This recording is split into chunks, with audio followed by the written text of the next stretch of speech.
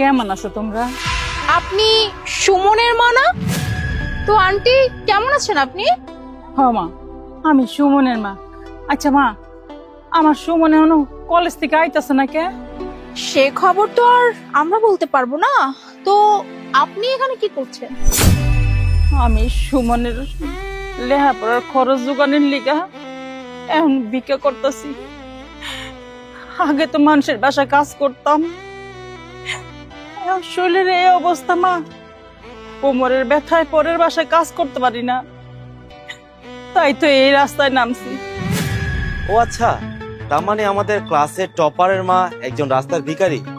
তাই এই ছোট লোকের বাচ্চা, তুই একা ভিক্ষা করছিস কেন? তুই বরঞ্চ তোর ছেলেকে নিয়ে ভিক্ষা কর না, তাহলে তোদের ব্যবসায় অনেক উন্নতি হবে, তোদের অনেক ইনকাম হবে। হ্যাঁ রে, তুই একদম ঠিক কথা বলেছিস। তাহলে না কামাইটা দ্বিগুণ হয়ে যেত। কিন্তু মাইশা, একটা জায়গায় না প্রবলেম হয়ে গেছে। কোন জায়গা?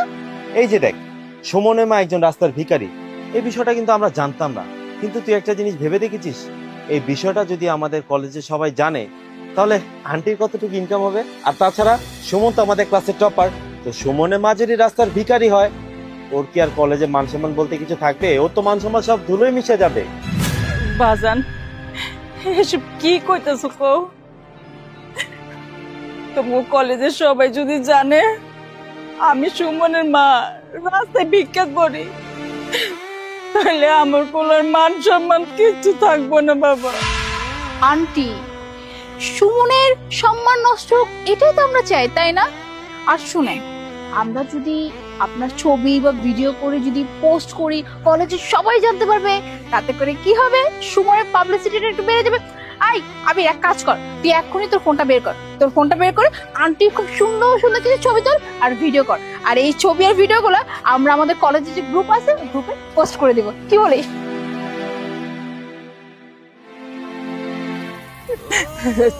দেখ বাবা, তোমার কাছে আমি হাত জোর করি বাবা, আমার ছবিটা তোমরা উঠায়ও না ছবিটা।